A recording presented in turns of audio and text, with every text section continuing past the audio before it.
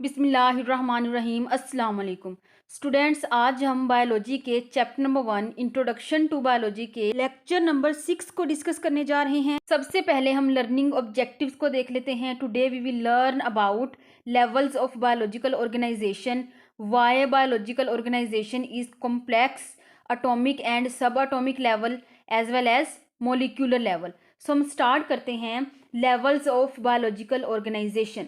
Students, level of biological organisation का मतलब है ज़िंदगी की तंजीम के दर्जात। ऑर्गेनाइजेशन का मतलब है मुनज़्ज़म होना, या हम कह सकते हैं किसी चीज़ का तरतीब में आना। ऑर्गेनाइजेशन के साथ वर्ड लिखा हुआ है बायोलॉजिकल, यानी किसी लिविंग ऑर्गेनिज्म का या किसी जिंदा चीज़ का तरतीब में आना या मुनज़्ज़म होना। बायोलॉजिकल के साथ लिखा हुआ है लेवल्स ऑफ, यानी लिविंग ऑर्गेनिज्म के तरतीब में आने या मुनज़्ज़म होने के दर्जात। Students, levels of biological organisation को अंडरस्टैंड करने के लिए पहले आपको 3 टर्मिनोलॉजीज को समझना होगा। वो 3 टर्मिनोलॉजीज कौन सी हैं? Complexity, regulatory mechanism and protoplasm. सबसे पहले हम देखते हैं कॉम्प्लेक्सिटी को। स्टूडेंट्स, जब हमने सेकंड लेक्चर को डिस्कस किया था तो उसमें हमने लिविंग ऑर्गेनिजम्स की करेक्टरिस्टिक्स को पढ़ा था। तो उसमें एक करेक्टरिस्टिक ये भी थी, living organisms are complex entities, यानी लिविंग ऑर्गेनिजम्स कभी भी सिंपल नहीं होते, ये बहुत ही ज़्यादा कॉम्प्लेक्स होते हैं। इसकी वजह क्या है? क्योंकि लिविंग ऑर्गेनिजम्स ने बहुत ज़्यादा फंक्शंस को परफॉर्म करना होता है, जैसे डाइजेशन, रिप्रोडक्शन, थिंकिंग। तो यही लिखा है, biological organisation is not simple. Biological organization simple नहीं है। It has high degree of complexity, ये बहुत ही ज़्यादा कॉम्प्लेक्स है। अब इस कॉम्प्लेक्सिटी की रीज़न क्या है? Because of which living organisms are able to carry out a number of processes, यानी इस कॉम्प्लेक्सिटी की वजह से लिविंग ऑर्गेनिज्म ने बहुत ज़्यादा फंक्शंस को कैरी आउट करना होता है। ब्रैकेट में लिखा है सम आर वेरी कॉम्प्लेक्स, और कुछ फंक्शंस तो इतने ज़्यादा कॉम्प्लेक्स होते हैं। जब आप एक काम कर रहे होते हैं तो वो काम अकेला नहीं होता, एक दूसरे के साथ जुड़ा होता है। जैसे आप एक्सरसाइज कर रहे हों तो सिर्फ आपका मस्कुलर सिस्टम ही काम नहीं कर रहा होता, सांस लेने का अमल भी तेज हो जाता है, यानी रेस्पिरेटरी सिस्टम भी काम कर रहा होता है। ब्लड की सर्कुलेशन भी तेज हो जाती है, यानी ब्लड सर्कुलेटरी सिस्टम भी काम कर रहा होता है। अब इन सब कामों को कंट्रोल कौन करता है? हमारा दिमाग। तो हमारा नर्वस सिस्टम भी काम कर रहा होता है। अब लिविंग ऑर्गेनिज्म के इन फंक्शंस को परफॉर्म करने की वजह से हम लिविंग ऑर्गेनिजम्स को नॉन लिविंग ऑर्गेनिज्म से डिस्टिंग्विश कर सकते हैं। तो यही लिखा है, which distinguish them from non living things. Revise कर लेते हैं, लिविंग ऑर्गेनिजम्स सिंपल नहीं होते, ये बहुत ही ज़्यादा कॉम्प्लेक्स होते हैं, और इसी कॉम्प्लेक्सिटी की वजह से ये इस काबिल बनते हैं कि बहुत ज़्यादा प्रोसेसेस को कैरी आउट कर सकें। कुछ काम तो बहुत ही ज़्यादा कॉम्प्लेक्स होते हैं, जैसे थिंकिंग, और अपने इन्हीं कामों की वजह से हम इन्हें नॉन लिविंग थिंग से डिस्टिंग्विश कर सकते हैं। नेक्स्ट है रेगुलेटरी मैकेनिज्म। स्टूडेंट, रेगुलेटरी का मतलब है बरकरार रखना, मैकेनिज्म तरीकाकार। तो क्या मतलब हुआ? बरकरार रखने का तरीकाकार। हम रेगुलेटरी मैकेनिज्म को कंट्रोल सिस्टम भी कहते हैं, और ये कंट्रोल सिस्टम हमेशा लिविंग ऑर्गेनिजम्स की बॉडी में बिल्ट इन होते हैं। अब बिल्ट इन का क्या मतलब है? पहले से मौजूद होना, यानी पैदाइश के वक्त पहले से ही कुछ चीज़ें लिविंग ऑर्गेनिज्म में मौजूद होती हैं। जैसे आप एक मोबाइल ख़रीदते हैं, कुछ सॉफ्टवेयर इसमें पहले से ही मौजूद होते हैं, और कुछ सॉफ्टवेयर आप उसमें बाद में इंस्टॉल करते हैं। जो सॉफ्टवेयर मोबाइल में पहले से मौजूद होते हैं वो उसके बिल्ट इन फीचर्स या बिल्ट इन सॉफ्टवेयर होते हैं। तो कोई भी ऑर्गेनिजम्स जब उसकी पैदाइश हो रही हो और काफ़ी ज़्यादा सिस्टम इसमें डाल दिए जाएं तो वो उसके बिल्ट इन सिस्टम होते हैं। तो इन सिस्टम में रेगुलेटरी मैकेनिज्म या कंट्रोल सिस्टम भी एक बिल्ट इन सिस्टम है। ये बिल्ट इन सिस्टम हमेशा इन्वायरमेंट के लिहाज से काम करता है। फॉर एग्जांपल, हमारी बॉडी का टेम्परेचर 37 डिग्री सेल्सियस, या हम कह सकते हैं 36 टू 38 डिग्री सेल्सियस के दरमियान होना चाहिए। सपोज हमारी बॉडी का टेम्परेचर बढ़ने लगता है, 40 डिग्री सेल्सियस तक पहुंच जाता है, तो हमारा कंट्रोल सिस्टम इस चीज़ को डिटेक्ट करेगा। फिर हमारा कंट्रोल सिस्टम इस टेम्परेचर को कम करने की कोशिश करेगा, क्योंकि अगर टेम्परेचर 40 से अबव पहुंच गया तो हमारी बॉडी के इंजाइम जो हैं वो डी नेचर हो जाएंगे। जो ही हमारे इंजाइम्स डी नेचर होंगे, हमारे सारे के सारे फंक्शंस ख़राब हो जाएंगे, फंक्शंस रुक जाएंगे। तो इसका मतलब ये है कंट्रोल सिस्टम हमारे स्ट्रक्चर और फंक्शन को बचाने की कोशिश करता है जब इन्वायरमेंट में कोई चेंज आता है। तो यही लिखा है, living organisms has built in regulatory mechanism. Living organisms के अंदर रेगुलेटरी मैकेनिज्म बिल्ट इन होता है जो क्या करता है, विच इंटरेक्ट विद इन्वायरमेंट, जो इन्वायरमेंट के साथ इंटरेक्ट करता है। किस मकसद के लिए? To sustain its structural and functional integrity, यानी लिविंग ऑर्गेनिज्म के स्ट्रक्चर और फंक्शन को बचाने की कोशिश करता है। Now what is protoplasm? Nucleus और साइटोप्लाज्म का जो कॉम्बिनेशन है इसे प्रोटोप्लाज्म कहते हैं। एक सेल को जिंदा रखने के लिए जो ज़्यादातर रोल है वो न्यूक्लियस और साइटोप्लाज्म का है, क्योंकि न्यूक्लियस इन्फॉर्मेशन देता है और साइटोप्लाज्म इस इन्फॉर्मेशन के मुताबिक काम करता है, तब जाके सेल जिंदा रहता है। इस न्यूक्लियस और साइटोप्लाज्म का जो कॉम्बिनेशन है वो प्रोटोप्लाज्म कहलाता है। और प्रोटोप्लाज्म ऐसी चीज़ है जो सेल को जिंदा रखती है। Living things has a highly structured substance called protoplasm. अब प्रोटोप्लाज्म को हाईली स्ट्रक्चर्ड सब्सटेंस क्यों कहते हैं? क्योंकि आपको पता है न्यूक्लियस कितना कॉम्प्लिकेटेड स्ट्रक्चर है। और साइटोप्लाज्म में endoplasmic reticulum, vacuole, Golgi bodies, mitochondria, ये तमाम ऑर्गेनेल्स पाई जाती हैं जो सेल को जिंदा रखने में अहम किरदार अदा करती हैं। अब ये तमाम ऑर्गेनेल्स बहुत ज़्यादा कॉम्प्लिकेटेड हैं, इसीलिए हम कहते हैं जो प्रोटोप्लाज्म है वो हाईली स्ट्रक्चर्ड सब्सटेंस है।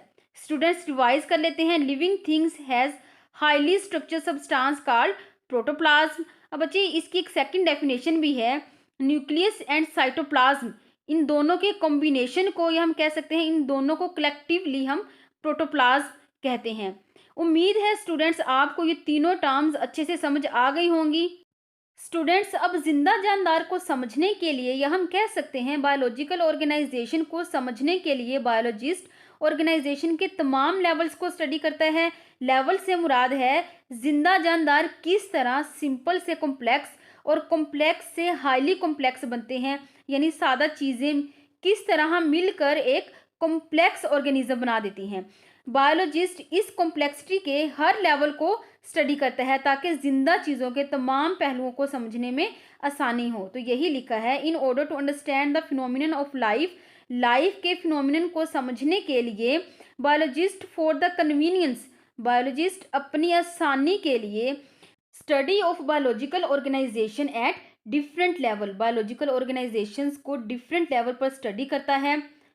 Starting from very basic level, बहुत ही बेसिक लेवल से स्टार्ट करता है। वो बेसिक लेवल कौन सा है? Subatomic and atomic particle to the organisms itself, यानी कि अटोमिक लेवल से लेके पूरा ऑर्गेनिज्म बनने तक। And beyond which study of community, population, biosphere and entire world are included, यानी ऑर्गेनिज्म बनने के बाद जो है पॉपुलेशन, कम्युनिटी, बायोस्फीयर, इन सब की स्टडी भी इसमें शामिल है। स्टूडेंट्स, तमाम लेवल्स का ओवरव्यू ले लेते हैं, फिर तमाम लेवल्स को डिटेल के साथ पढ़ेंगे। स्टूडेंट्स, अब आपके सामने ये डायग्राम आ गई है, इसमें देखें जो सबसे बेसिक लेवल है, जो सबसे स्मॉल लेवल है वो है एटॉमिक लेवल। जब एटम्स आपस में कंबाइन होंगे तो मॉलिक्यूल्स बन जाएंगे। अब जब मॉलिक्यूल्स बनेंगे तो मॉलिक्यूल मिलके ऑर्गेनेली बना देंगे। ऑर्गेनेली के बाद सेल बनेगा। अब बहुत ज़्यादा सेल जब आपस में कंबाइन होंगे तो टिश्यू, टिश्यू के कम्बिनेशन के रिजल्ट में ऑर्गन, ऑर्गन्स जब कंबाइन होंगे तो ऑर्गन सिस्टम। अब ऑर्गन सिस्टम्स जब कंबाइन होंगे तो पूरा एक ऑर्गेनिज्म बन जाएगा। अब ऑर्गेनिज्म के बाद हमारे पास पॉपुलेशन लेवल आ जाएगा, पॉपुलेशन के बाद कम्युनिटी, कम्युनिटी के बाद इकोसिस्टम और इकोसिस्टम के बाद बायोस्फीयर। अब हम हर लेवल को डिटेल से देख लेते हैं। सबसे पहले हमारे पास आ जाता है atomic and sub atomic level. ये सबसे छोटा लेवल है। दुनिया में जितनी भी चीज़ें हैं, चाहे वो लिविंग है या नॉन लिविंग है, तमाम स्मॉल यूनिट से मिलकर बनती हैं जिन्हें हम एटम कहते हैं। और एटम छोटे छोटे पार्टिकल से मिलकर बनता है जिन्हें हम सब एटॉमिक पार्टिकल कहते हैं। अब सब एटॉमिक का क्या मतलब है? सब मीन छोटा, एटॉमिक मीन एटम से भी, एटम्स से भी छोटे पार्टिकल, जैसे हमारे पास इलेक्ट्रॉन है, प्रोटॉन है, न्यूट्रॉन है। स्टूडेंट्स, आपके सामने एटम का स्ट्रक्चर है। ये दुनिया का सबसे स्मॉल यूनिट है। अब ये किन चीज़ों से मिलकर बनता है? Electron, proton and neutron. Next है हमारे पास मॉलिक्यूलर लेवल। स्टूडेंट्स, मॉलिक्यूल की डायग्राम आपके सामने है। जब एटम्स आपस में मिलते हैं तो मॉलिक्यूल्स बनते हैं और ऑर्गेनिज्म में कभी भी एलिमेंट अकेला नहीं रह सकता। जैसे हमारे इन्वायरमेंट में काफ़ी सारे एलिमेंट्स हैं जो अकेले रह सकते हैं, जैसे नाइट्रोजन गैसेस, ये सारी अकेली रह सकती हैं, लेकिन एक ऑर्गेनिज्म के अंदर एक भी एलिमेंट अकेला नहीं रह सकता। तो यही लिखा है, इन organism elements can not occur in isolated form. Organism में एलिमेंट कभी भी आइसोलेटेड फॉर्म में नहीं रह सकते। अब इसकी क्या रीज़न है, एलिमेंट्स आइसोलेटेड फॉर्म में क्यों नहीं रह सकते? क्योंकि एलिमेंट्स स्टेबिलिटी चाहते हैं और एटम स्टेबल कब होते हैं? जब उनका आखिरी शेल मुकम्मल हो। अब आखिरी शेल कब मुकम्मल होगा? जब उनके आखिरी शेल में 2 या 8 इलेक्ट्रॉन होंगे। ज़्यादातर एलिमेंट की चाहत है कि उनके आखिरी शेल में 8 इलेक्ट्रॉन हों, और जब 8 इलेक्ट्रॉन हो जाएं तो उसको हम ऑक्टेट रूल कहते हैं। सिर्फ हाइड्रोजन और हीलियम के आखिरी शेल में 2 इलेक्ट्रॉन होते हैं, और जब किसी एलिमेंट के आखिरी शेल में 2 इलेक्ट्रॉन हों तो उसे डुप्लेट रूल कहते हैं। यानी हाइड्रोजन और हीलियम ये 2 एलिमेंट्स हैं जो डुप्लेट रूल को फॉलो करते हैं, बाकी तमाम एलिमेंट्स ऑक्टेट रूल को फॉलो करते हैं।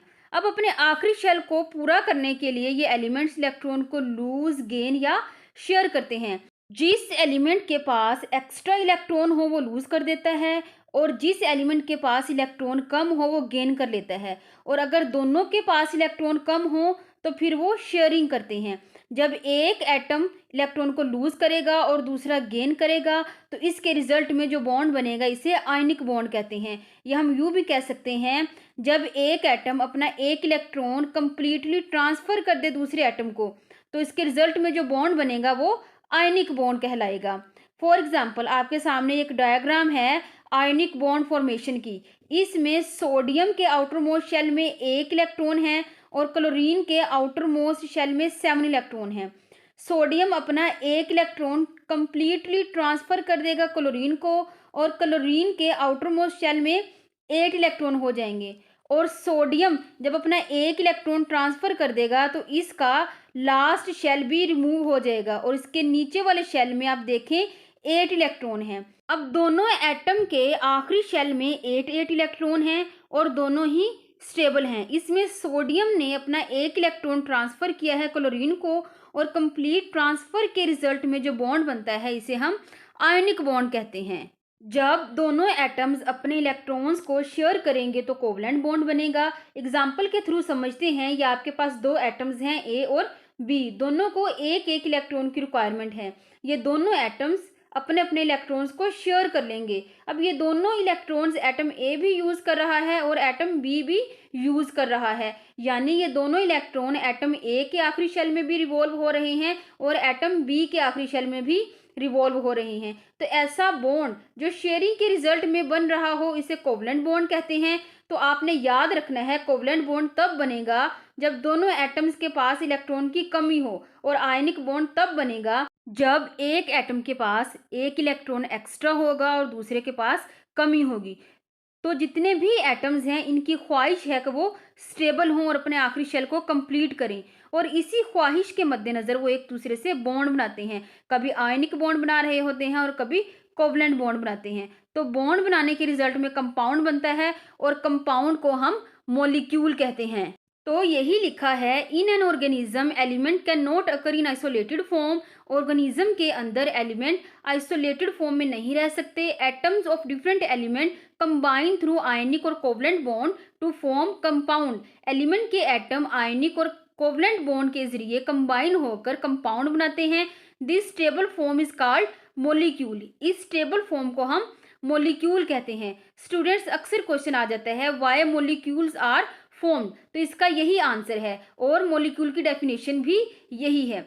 नेक्स्ट क्वेश्चन है, which elements are mostly found in biological molecules. Biological molecule में जो ज़्यादातर एलिमेंट्स पाए जाते हैं वो हैं hydrogen, carbon, oxygen, nitrogen, phosphorus and sulphur. बच्चे यहाँ पे आपने एक बात याद रखनी है, अगर बायोलॉजिकल मॉलिक्यूल में ज़्यादातर एलिमेंट्स पूछे जाएं तो आपने सल्फर को मेंशन करना है। मैंने यहाँ पे सल्फर को हाईलाइट भी किया हुआ है। बच्चे, आपने पीछे बायो एलिमेंट्स का एक टॉपिक पढ़ा था, तो वहाँ भी आपने मेजर बायो एलिमेंट्स पढ़े थे, तो वहाँ पे सल्फर की जगह कैल्शियम था। तो वो जो मेजर बायो एलिमेंट्स थे वो ह्यूमन बीइंग्स में थे और ये बायोलॉजिकल मॉलिक्यूल्स में हैं। तो आपने ये डिफरेंस याद रखना है। अगर बायोलॉजिकल मॉलिक्यूल्स का पूछा जाए तब आपने सल्फर को मेंशन करना है, लेकिन जब ह्यूमन बीइंग्स की बात हो तब आपने कैल्शियम को मेंशन करना है। ठीक है। और वैसे भी बच्चे, जब हम ओवरऑल ऑर्गेनिजम्स की बात करते हैं तो उसमें ज़्यादातर सल्फर होता है। जैसे हमारे पास बैक्टीरिया वगैरह हैं, जब वो फोटोसिंथेसिस करते हैं तो वो जो है सल्फर को इस्तेमाल कर रहे होते हैं। नेक्स्ट है हमारे पास अरेंजमेंट। जब डिफरेंट मोलिक्यूल डिफरेंट बॉन्ड के ज़रिए मिलते हैं तो हमारे पास बहुत ज़्यादा वैरायटी के कंपाउंड बनते हैं। जैसे हमारे पास 16 बायो एलिमेंट्स हैं, इनकी डिफरेंट अरेंजमेंट की वजह से ही सारे मोलिक्यूल्स बनते हैं। फॉर एग्जांपल ये हमारे पास 3 डिजिट हैं 1 2 3। अब इसकी डिफरेंट अरेंजमेंट की वजह से डिफरेंट हमारे पास फिगर आएगी। जैसे 2 3 1 ये एक डिफरेंट फिगर है, 3 2 1 ये एक डिफरेंट फिगर है, 1 3 2 ये एक डिफरेंट फिगर है। डिजिट 3 ही हैं लेकिन डिफरेंट अरेंजमेंट होने की वजह से हमें डिफरेंट फिगर मिल रहे हैं।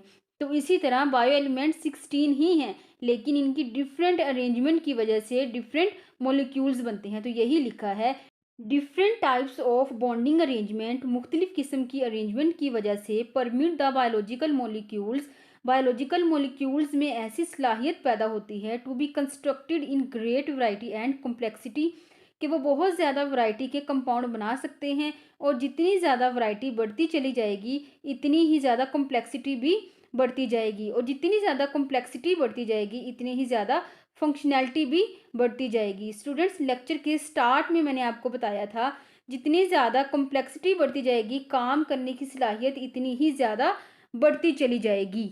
तो अरेंजमेंट बढ़ने की वजह से वैरायटी बढ़ती जाएगी और वैरायटी बढ़ने की वजह से कॉम्प्लेक्सिटी बढ़ती जाएगी। आगे हमारे पास मॉलिक्यूल्स की टाइप्स आ जाती हैं। स्टूडेंट्स, जब हम टाइप्स की बात करते हैं तो सबसे पहले हम देखते हैं कि क्लासिफिकेशन किस बेस पे की जा रही है।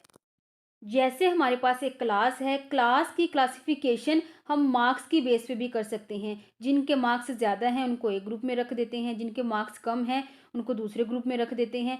जेंडर की बेस पे भी हम क्लासिफिकेशन कर सकते हैं। जैसे बॉयज़ एंड गर्ल्स, गर्ल्स को एक ग्रुप में रख देते हैं, बॉयज़ को दूसरे ग्रुप में रख देते हैं। On the basis of height, लंबे कद वाले छोटे कद वाले, या on the basis of weight, ज़्यादा वेट वाले कम वेट वाले। ज़्यादा वेट को हम एक ग्रुप में रख देते हैं और कम वेट वाले स्टूडेंट्स को हम दूसरे ग्रुप में रख देते हैं। तो जब भी हम क्लासिफिकेशन की बात करते हैं सबसे पहले हम बेस देखते हैं। तो आपकी बुक में यहाँ पे 2 बेसिस के ऊपर क्लासिफिकेशन दी गई है। पहली बेस है on the basis of weight, micromolecules and macromolecules. Micromolecules ऐसे मोलिक्यूल्स जिनका मोलिकुलर वेट कम होता है। एग्जाम्पल हमारे पास आ जाते हैं वाटर, ऑक्सीजन, ग्लूकोज। मैक्रोमोलिक्यूल ऐसे मोलिक्यूल्स जिनका मोलिकुलर वेट ज़्यादा होता है। जैसे हमारे पास स्टार्च, प्रोटीन, हज़ारों माइक्रो एंड मैक्रो मोलिक्यूल्स मिलकर ऑर्गेनिज्म बना देते हैं। दूसरी टाइप्स है on the basis of presence of carbon and hydrogen. Living world has 2 types of molecules, organic molecule and inorganic molecule. Students, अगर आपको क्वेश्चन आ जाए write down the types of molecule in living world, तो आपने यही जो है दोनों types को लिखना है, ऑर्गेनिक एंड इनऑर्गेनिक। अब ऑर्गेनिक मोलिक्यूल्स क्या होते हैं? ऑर्गेनिक मोलिक्यूल्स ऐसे मोलिक्यूल होते हैं जिनमें कार्बन और हाइड्रोजन इकट्ठा पाया जाता है। एग्जाम्पल हमारे पास आ जाती हैं amino acid, glucose. Inorganic molecule ऐसे मोलिक्यूल्स हैं जिसमें कार्बन और हाइड्रोजन इकट्ठे नहीं पाए जाते। एग्जाम्पल हैं carbon dioxide and water. Carbon dioxide में कार्बन है, हाइड्रोजन नहीं है। वाटर में हाइड्रोजन है, कार्बन नहीं है। मोस्ट अबंडेंट ऑर्गेनिक मोलिक्यूल इन ऑर्गेनिज्म, यानी ऑर्गेनिजम्स में मोस्ट अबंडेंस में कौन से ऑर्गेनिक मोलिक्यूल्स पाए जाते हैं? Glucose, fatty acid, glycerol. Nucleotide में हमारे पास एटीपी, एडीपी और एएमपी।